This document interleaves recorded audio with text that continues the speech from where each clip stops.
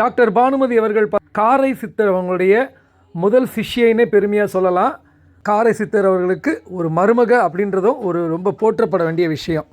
கண்ணன் அடிகள் அவர்களுடைய பல அதிசயமான நிகழ்வுகளை சொல்லியிருக்காங்க. இவரை பற்றி சொல்லணும். அம்மாவை பற்றினா என் பெரிய பையன் சம்மந்தி மருமக 2 பேத்திங்க எல்லாரும் வந்து அம்மாவை பார்த்துட்டு வந்தாங்க.